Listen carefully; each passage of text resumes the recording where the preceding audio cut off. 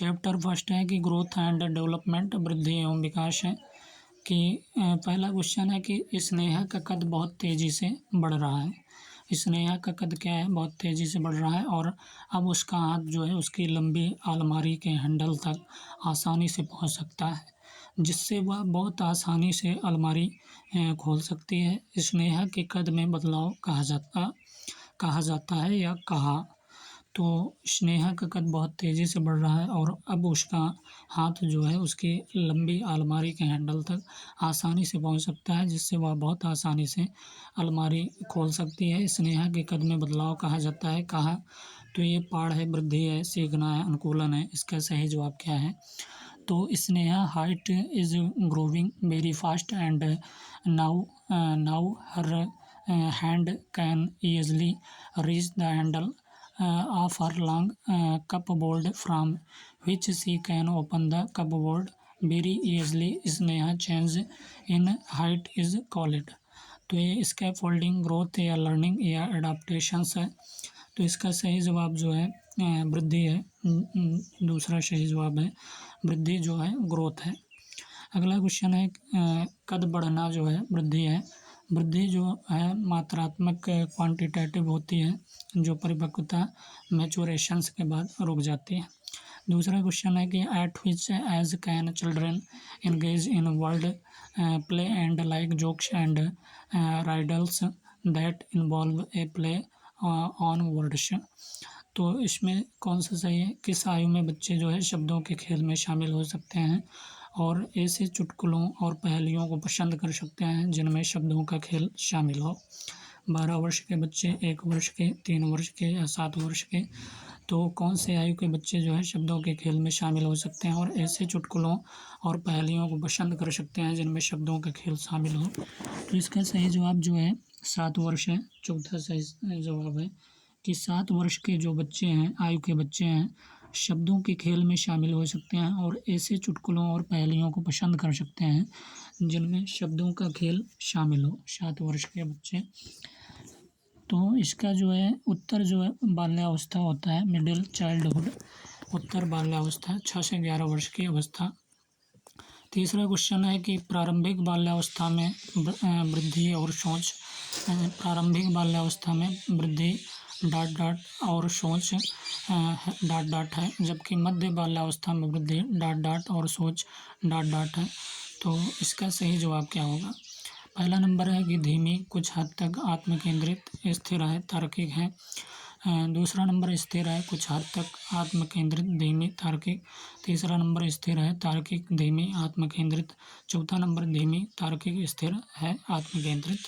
तो इसका सही जवाब 2 है, स्थिर है। प्रारंभिक बाल्यावस्था में वृद्धि क्या है?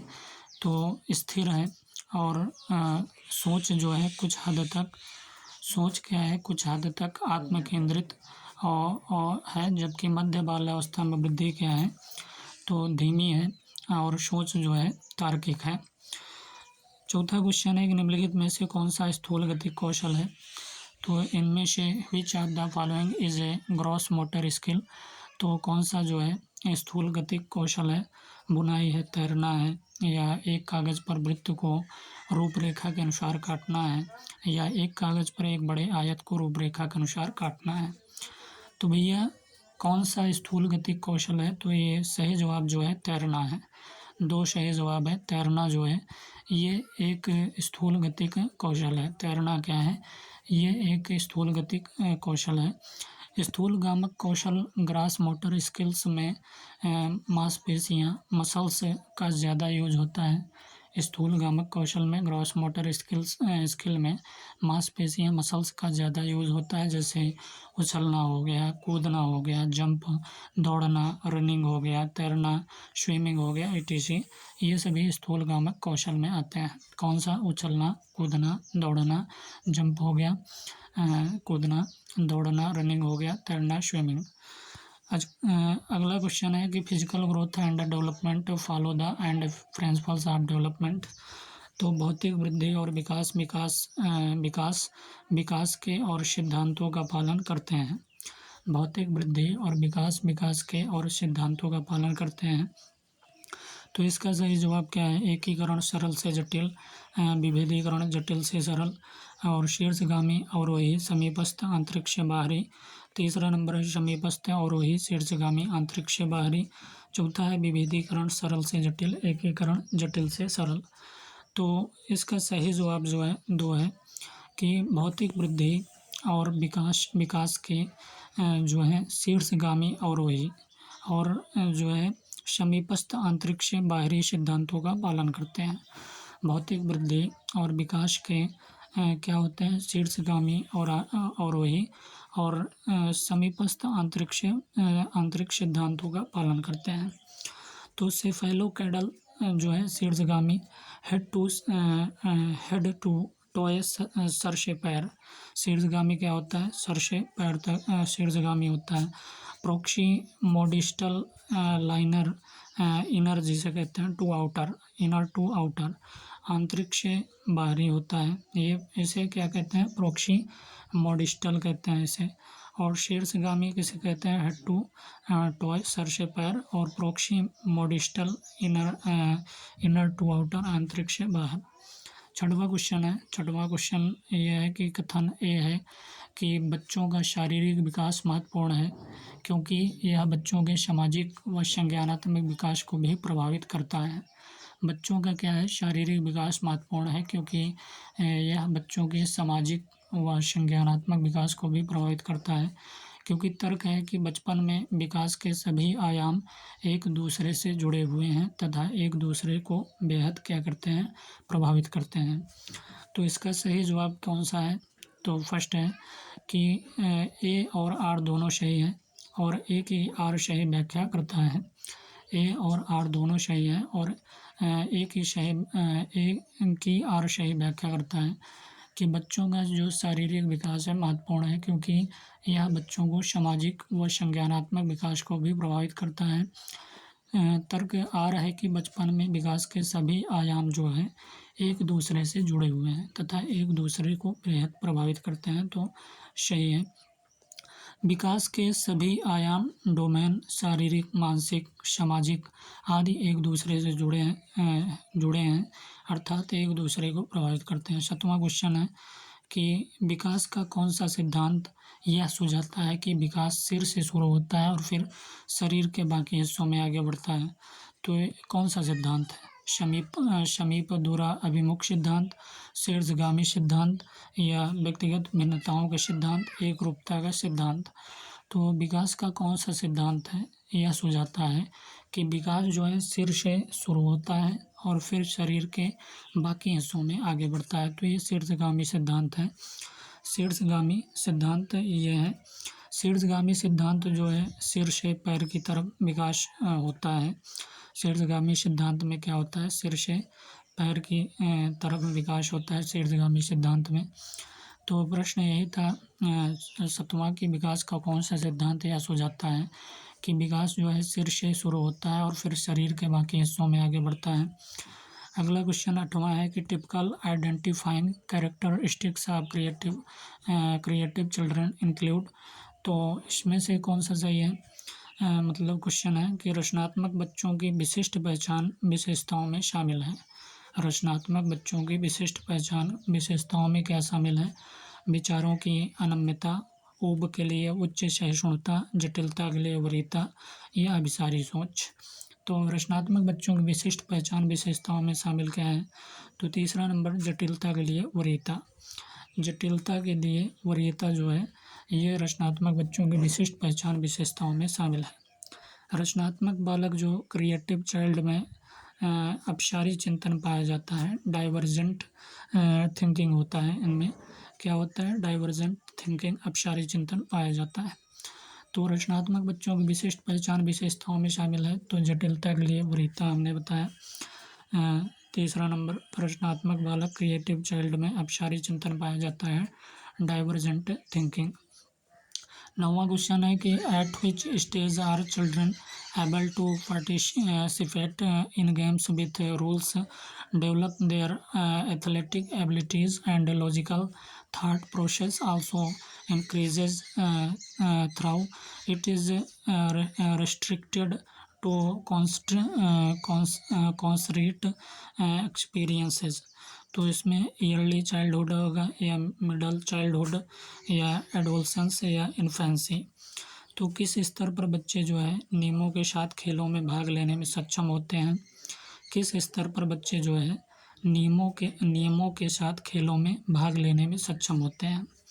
उनकी एथलेटिक क्षमताओं का विकास होता है और तार्किक विचार प्रक्रिया भी बढ़ जाती है, हालांकि यह ठोस अनुभवों तक ही सीमित होती है। तो ऐसी किस स्तर पर बच्चे जो है नियमों के साथ खेलों में भाग लेने में सक्षम होते हैं और उनकी एथलेटिक्स क्षमताओं का विकास होता है और तार्किक विचार प्रक्रिया भी बढ़ जाती है, हालांकि यह ठोस अनुभवों तक ही सीमित होती हैं। तो बचपन में, मध्य बचपन, किशोरावस्था या सहजावस्था। तो इसका सही जवाब जो है मध्य बचपन होता है। कौन सा बचपन होता है? मिडिल चाइल्डहुड होता है, मध्य बचपन होता है। इस जो अवस्था में बच्चे जो है नियमों के साथ खेलों में भाग लेने में सक्षम होते हैं, उनकी एथलेटिक क्षमताओं का विकास होता है और तार्किक विचार प्रक्रिया भी बढ़ जाती है, हालांकि यह ठोस अनुभवों तक ही सीमित होती है। मध्य बचपन, मिडिल चाइल्डहुड, इसे खेल की अवस्था, प्ले एज भी कहते हैं। 10वां क्वेश्चन है कि development is disorderly, totally unpredictable या यूनिडायमेंशनल या डायनेमिक। तो विकास क्या है? अव्यवस्थित होता है, पूरी तरह से अप्रत्याशित है, एक आयामी है, गतिशील है। तो विकास भैया गतिशील है, विकास गतिशील होता है, अर्थात सबका विकास अपने ढंग से होता है, जिसमें बदलाव आता रहता है। जिसमें क्या आता है? बदलाव आता रहता है। तो विकास क्या है? गतिशील होता है, अर्थात सबका विकास अपने ढंग से होता है, जिससे बदलाव आता रहता है। 11वां क्वेश्चन है the cephalocaudal principles of development states that development proceeds from. तो head to toe, toe to head, centre to extremities to centre. तो विकास के शीर्षगामी सिद्धांत में कहा गया कि विकास किस प्रकार आगे बढ़ता है? सिर से पैर की ओर, पैरों से सिर की ओर, केंद्र से छोर तक, बाहर से केंद्र की ओर। तो विकास के शीर्षगामी सिद्धांत में कहा गया कि विकास किस प्रकार आगे बढ़ता है? तो सिर से पैर की ओर बढ़ता है, शीर्षगामी, जिसे सेफेलोकैडल कहते हैं। तो विकास के शीर्षगामी सिद्धांत में कहा गया है कि विकास किस प्रकार आगे बढ़ता है? तो सिर से पैर की ओर बढ़ता है। 12वां क्वेश्चन है कि which aspect of development deals with the acquisitions of skills, values and attitudes of the society and formations of healthy interpersonal relationships. तो फर्स्ट है कि cognitive development, social development, emotional development. Fourth है physical development. विकास का कौन सा पहलू जो है समाज के कौशल, मूल्य व रवैया के अधिग्रहण व अंतर्वैयक्तिक रिश्ते बनाने से संबंधित है? विकास का कौन सा पहलू जो है समाज में के कौशल, मूल्य व रवैया के अधिग्रहण व अंतर्वैयक्तिक रिश्ते बनाने से संबंधित है? संज्ञानात्मक विकास, सामाजिक विकास, संवेगात्मक विकास या शारीरिक विकास।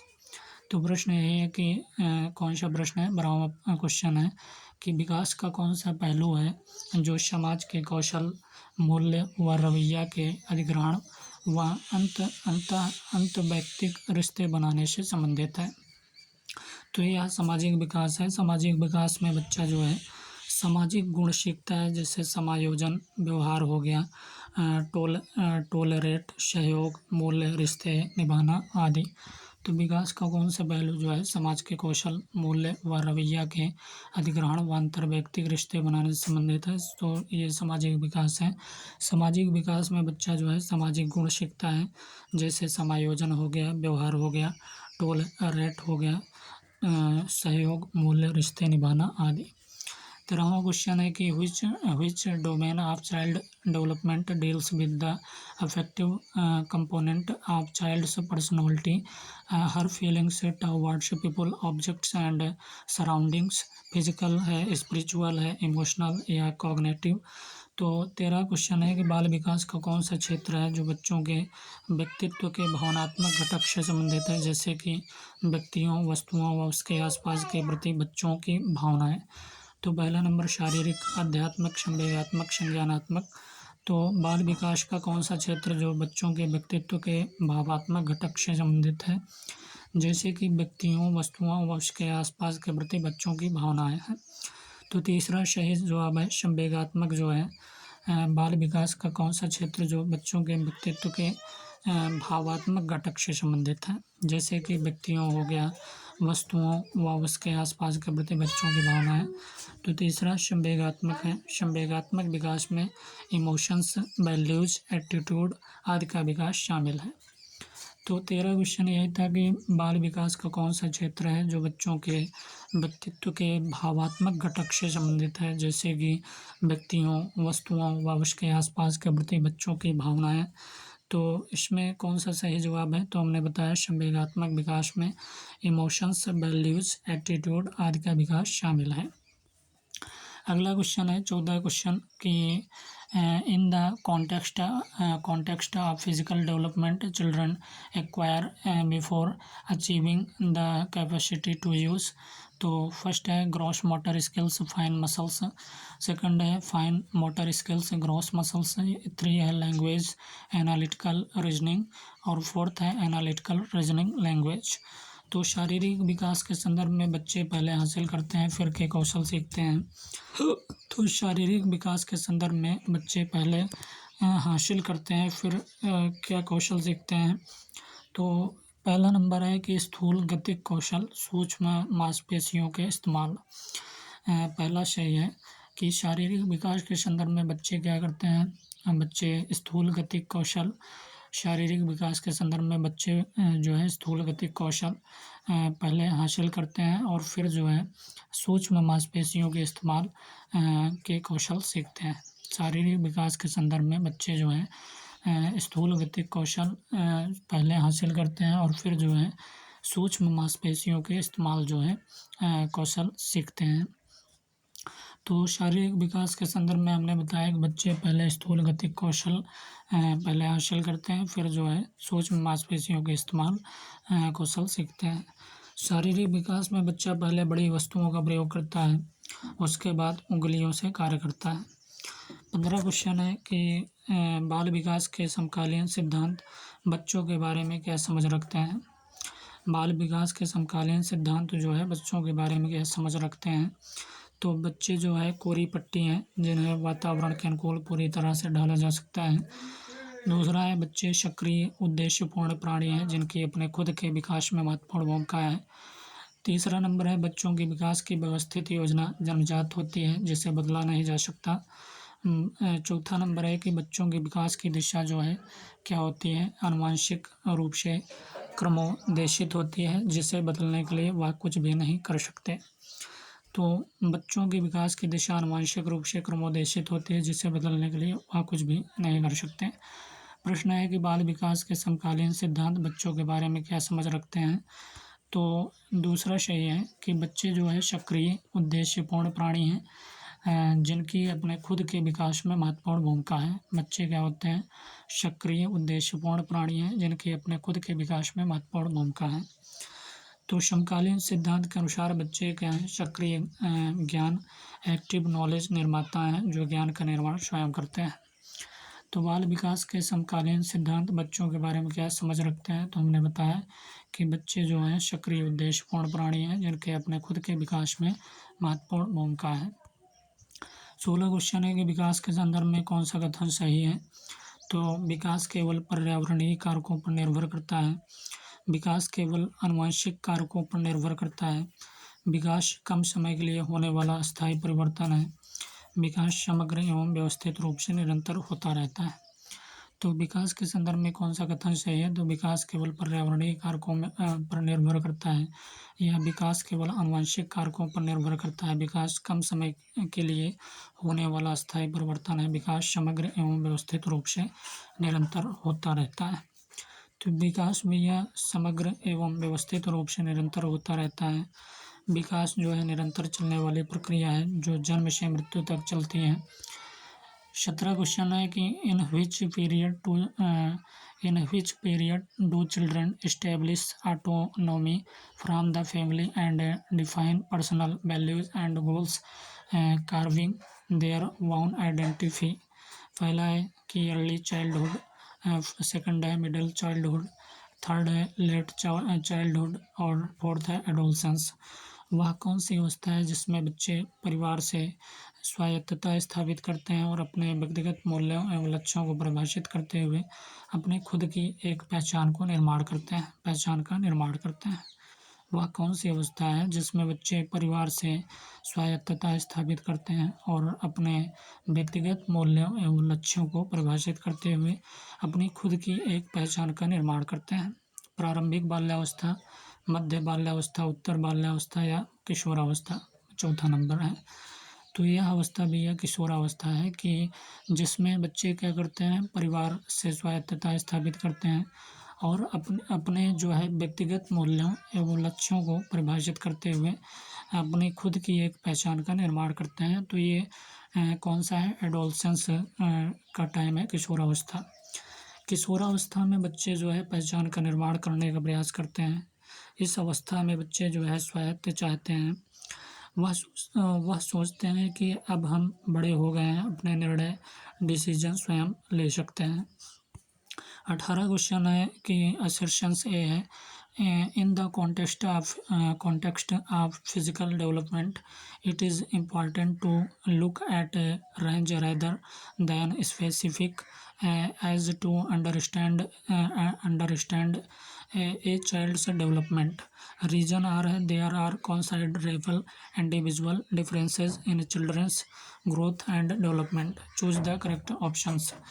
तो इसमें कथन ये है कि शारीरिक विकास के संदर्भ में बच्चों के विकास को समझने के लिए यह जरूरी है कि बजाय एक विशिष्ट उम्र को देखने के विकास की सीमा क्षेत्र को देखा जाए। शारीरिक विकास के संदर्भ में बच्चों के विकास को समझने के लिए यह जरूरी है कि बजाय एक विशिष्ट उम्र को देखने के विकास की सीमा क्षेत्र को देखा जाए। तो तर्क आ रहा है कि बच्चों की वृद्धि व विकास में व्यक्तिगत भिन्नताएं होती हैं। बच्चों की वृद्धि व विकास में व्यक्तिगत भिन्नताएं होती हैं। तो भैया फर्स्ट सही है कि ए और आर दोनों सही है और आर सही व्याख्या करता है ए की। तो शारीरिक विकास के संदर्भ में जो है बच्चों के विकास को समझने के लिए यह जरूरी है कि बजाय एक विशिष्ट उम्र को देखने के विकास की सीमा क्षेत्र को देखा जाए, बल्कि बच्चों तर्क क्या है, क्योंकि बच्चों की वृद्धि व विकास में व्यक्तिगत भिन्नताएं होती हैं। तो फर्स्ट से है बच्चे के विकास में व्यक्तिगत जो है व्यक्तिगत विभिन्नताएं, इंडिविजुअल डिफरेंसेस का अर्थ है कि हर बच्चा दूसरे से अलग है। हर बच्चे का विकास जो है अपने ढंग से होता है। शारीरिक विकास किसी का जल्दी व किसी का थोड़ी देर से भी हो सकता है। तो बच्चे के विकास में व्यक्तिगत विभिन्नताएं, इंडिविजुअल डिफरेंसेस का अर्थ है हर बच्चा जो है दूसरे से अलग है।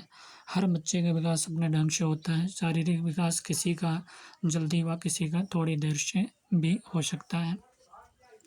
19 क्वेश्चन है, निम्नलिखित में से कौन सा विकास का सिद्धांत नहीं। विकास क्या है, एक क्रमानुसार होने वाली प्रक्रिया है। विकास की कोई विशिष्ट दिशा नहीं होती। विकास कुछ हद तक विकास की भविष्यवाणी की जा सकती है और विकास जो है आनुवंशिकता और पर्यावरण कारकों की पारस्परिक अंतःक्रिया का परिणाम है। तो विकास का सिद्धांत कौन सा नहीं है, तो विकास की कोई विशिष्ट दिशा नहीं होती, यह सिद्धांत नहीं है, दूसरा सही है। बल्कि विकास एक क्रमानुसार होने वाली प्रक्रिया है और विकास कुछ हद तक विकास की भविष्यवाणी की जा सकती है। विकास आनुवंशिकता और पर्यावरण कारकों की पारस्परिक अंतःक्रिया का परिणाम है। तो विकास की दो दिशाएं हैं, शीर्षगामी सेफेलोकाइडल और समीपस्थ प्रोक्सी मोडिस्टल है। 20 क्वेश्चन है, the space of child development. तो बाल विकास की गति क्या होती है, एक समान, मानकीय और अव्यवस्थित होती है। दूसरा है कि व्यक्तिगत भिन्नताएं होती हैं और यह अव्यवस्थित होती हैं। तीसरा नंबर है कि एक समान, मानकीय और कुछ हद तक सुनियोजित और क्रमानुसार होती हैं। चौथा नंबर है व्यक्तिगत भिन्नताएं होती हैं और यह कुछ हद तक जो है सुनियोजित और क्रमानुसार होती है। तो बाल विकास की गति जो होती है भैया, यह बाल विकास की गति में व्यक्तिगत भिन्नताएं होती हैं। बाल विकास की गति में क्या होती है, व्यक्तिगत भिन्नताएं होती हैं और यह कुछ हद तक जो है सुनियोजित और क्रमानुसार होती हैं। चौथा सही है। बाल विकास की गति में व्यक्तिगत भिन्नताएं इंडिविजुअल डिफरेंसेस, अर्थात सबका विकास अलग तरीके से होता है। विकास का क्रम जो है सुनियोजित है, अर्थात जो है विकास की अवस्थाएं क्रमागत हैं। जैसे पहला नंबर है गर्भावस्था, दूसरा नंबर शैशवावस्था है। पहला गर्भावस्था, फिर उसके बाद शैशवावस्था, तीसरा बाल्यावस्था, फिर उसके बाद चौथा किशोरावस्था और पांचवा प्रौढ़ावस्था।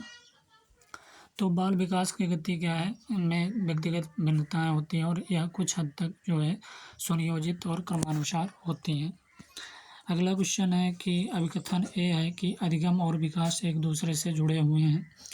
दूसरा कारण, क्योंकि अधिगम विकास के लिए नई स्थितियां सृजित करता है। अधिगम और विकास एक दूसरे से जुड़े हुए हैं क्योंकि अधिगम जो है विकास के लिए नई स्थितियां सृजित करता है। तो इसका सही जवाब एक है कि ए और आर दोनों सही है और आर सही व्याख्या करता है ए की। अधिगम जो है विकास अधिगम और विकास जो है एक दूसरे से जुड़े हुए हैं क्योंकि अधिगम जो है विकास के लिए नई स्थितियां सृजित करता है। अधिगम क्या करता है, विकास के लिए नई स्थितियां सृजित करता है। अधिगम और विकास जो है एक दूसरे से जटिल रूप से जुड़े हैं और एक दूसरे को प्रभावित करते हैं। 22 क्वेश्चन है कि which stage of development is characterised by dealing with issues of finding one's own identity and abstract thinking. तो infancy, early childhood, middle childhood, adolescence. तो विकास की कौन सी अवस्था की प्रमुखता है कि अमूर्त सोच व अपनी खुद की पहचान खोजने की चाह। तो विकास की कौन सी अवस्था की प्रमुखता है कि अमूर्त सोच व अपनी खुद की पहचान खोजने की चाह। शैशवावस्था, प्रारंभिक बाल्यावस्था या माध्यमिक बाल्यावस्था, किशोरावस्था। तो प्रश्न यही है, 22 क्वेश्चन है कि विकास की कौन सी अवस्था की प्रमुखता है अमूर्त सोच व अपनी खुद की पहचान खोजने की चाह। विकास की कौन सी अवस्था की प्रमुखता है कि अमूर्त सोच व अपनी खुद की पहचान खोजने की चाह। क्या है कि विकास की कौन सी अवस्था की प्रमुखता है कि अमूर्त क्या हो, सोच हो व अपनी खुद की पहचान खोजने की चाह। तो यह शैशवावस्था में होता है या प्रारंभिक बाल्यावस्था में, माध्यमिक बाल्यावस्था, किशोरावस्था। तो कौन सी अवस्था है जो अमूर्त सोच व अपनी खुद की पहचान खोजने की चाह रखता है, किशोरावस्था भैया। अमूर्त चिंतन अब एब्स्ट्रैक्ट थिंकिंग किशोरावस्था में शुरू होता है। तो किशोरावस्था में जो है अमूर्त चिंतन अब एब्स्ट्रैक्ट थिंकिंग किशोरावस्था में शुरू होता है। 23 क्वेश्चन है कि निम्न में से किस युग्म का मिलान सही है। शिशु अवस्था में 6 से 11 साल, माध्यमिक बाल्यावस्था 2 से 6 साल, अमूर्त संक्रियात्मक अवस्था 11 साल से अधिक, ये पूर्व संक्रियात्मक चरण जन्म से 2 वर्ष। तो इसका सही जवाब 3 है। अमूर्त संक्रियात्मक अवस्था जो होता है ये 11 साल से अधिक होता है। अमूर्त संक्रियात्मक अवस्था क्या होता है कि 11 साल से अधिक होता है, ये सही मिलान है। स्टेज फर्स्ट में क्या होता है, सेंसरी मोटर ज्ञान केंद्रित अवस्था होता है। स्टेज फर्स्ट में सेंसरी मोटर ज्ञान केंद्रित अवस्था 0 से 2 वर्ष। ज्ञान केंद्रित अवस्था जो है 0 से 2 वर्ष जो है ये ज्ञान केंद्रित अवस्था है, सेंसरी मोटर कहते हैं, स्टेज फर्स्ट है। स्टेज सेकंड क्या है, प्री ऑपरेशनल स्टेज इसे कहते हैं, इसे संक्रियात्मक अवस्था कहते हैं और इसका जो है 2 से 7 वर्ष होता है। ज्ञान केंद्रित अवस्था में जो 0 से 2 वर्ष है, सेंसरी मोटर कहते हैं, स्टेज फर्स्ट है। और संक्रियात्मक अवस्था जो है पूर्व संक्रियात्मक, जिसे प्री ऑपरेशनल स्टेज कहते हैं, पूर्व संक्रियात्मक अवस्था 2 से 7 वर्ष, स्टेज 3 है। कॉन्क्रीट ऑपरेशनल स्टेज जो है मूर्त संक्रियात्मक अवस्था 7 से 11 वर्ष और स्टेज 4 में फॉर्मल ऑपरेशनल स्टेज अमूर्त संक्रियात्मक अवस्था 11 से 15 वर्ष होता है। 24 क्वेश्चन है, which of the following is a part of the domain of emotional development. निम्न में से कौन से संवेगात्मक विकास का हिस्सा है। अंतर्वैयक्तिक कौशल, अवधान व स्मृति, शारीरिक प्रणाली की क्रिया या प्रतिबंध और गतिक कौशल। तो इनमें से कौन सा जो है संवेगात्मक विकास का हिस्सा है। तो अंतर्वैयक्तिक कौशल जो होता है का अर्थ है अपने आप को दूसरों के सामने व्यक्त करने से संबंधित कौशल है। फर्स्ट क्या है, अंतर्वैयक्तिक कौशल का अर्थ है कि अपने आप को जो है दूसरों के सामने अपने आप को जो है दूसरों के सामने व्यक्त करने से संबंधित कौशल है अंतर्वैयक्तिक कौशल। तो which of the following is a part of the domain of emotional development. तो निम्न में से कौन से संवेगात्मक विकास का हिस्सा है, तो हमने बताया अंतर्वैयक्तिक कौशल। अंतर्वैयक्तिक कौशल का अर्थ है कि अपने आप को दूसरों के सामने व्यक्त करने से संबंधित कौशल है अंतर्वैयक्तिक कौशल। 25 क्वेश्चन है कि कथन ए है, असर्शन से यह है कि motor coordinations of children as not important for learning at the school. Reason और है कि learning and development and independent of each other. Choose the correct options. तो कथन ये है कि स्कूल में सीखने के लिए बच्चों के गति कौशल का समन्वय महत्वपूर्ण नहीं है। तो स्कूल में सीखने के लिए बच्चों के गति कौशल का समन्वय महत्वपूर्ण नहीं है, क्योंकि सीखना और विकास एक दूसरे से स्वतंत्र है। सीखना और विकास क्या है, एक दूसरे से स्वतंत्र है। तो स्कूल में सीखने के लिए जो है बच्चों को गति कौशल का समन्वय महत्वपूर्ण नहीं। तो भैया इसमें 4 सही है, ए और आर दोनों गलत हैं कि स्कूल में सीखने के लिए बच्चों को गति कौशल का समन्वय महत्वपूर्ण नहीं, क्योंकि सीखना जो है और विकास एक दूसरे से स्वतंत्र है। तो विकास और सीखना एक दूसरे से संबंधित प्रक्रिया हैं, अर्थात एक दूसरे को प्रभावित करते हैं। सीखने के लिए गति कौशल का समन्वय कोऑर्डिनेशन महत्वपूर्ण है। तो इसका सही जवाब है।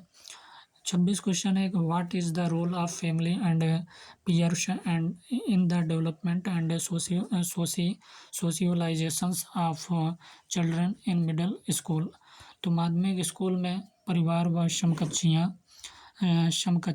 के बच्चों के विकास में क्या भूमिका है। माध्यमिक स्कूल में परिवार व समकक्षियों के बच्चों के विकास में क्या भूमिका है। दोनों की कोई भूमिका नहीं या परिवार का कोई भूमिका नहीं। समकक्षियों की महत्वपूर्ण भूमिका है, समकक्षियों की कोई भूमिका नहीं। परिवार की प्रमुख भूमिका, दोनों ही अलग अलग परंतु महत्वपूर्ण भूमिका है। तो इसका सही जवाब 4 है कि दोनों ही अलग अलग परंतु महत्वपूर्ण भूमिका है। माध्यमिक स्कूल में परिवार व समकक्षियों के बच्चों के विकास में क्या भूमिका है, तो हमने बताया दोनों की अलग अलग परंतु महत्वपूर्ण भूमिका है। चौथा नंबर है। 27 क्वेश्चन है कि निम्न में से क्या शारीरिक विकास में शामिल नहीं। तो शारीरिक आकार व अनुपात में बदलाव, शारीरिक प्रणाली का कार्य, प्रतिबौद्धिक व गतिक कौशल, संवेगात्मक संप्रेषण में बदलाव। तो निम्न में से क्या शारीरिक विकास में शामिल नहीं है, तो इसमें से शामिल जो है संवेगात्मक संप्रेषण में बदलाव ये शामिल नहीं है, बल्कि शारीरिक आकार व अनुपात में बदलाव, शारीरिक प्रणाली का कार्य, प्रतिबौद्धिक व गतिक कौशल, प्रतिबौद्धिक व गतिक कौशल है।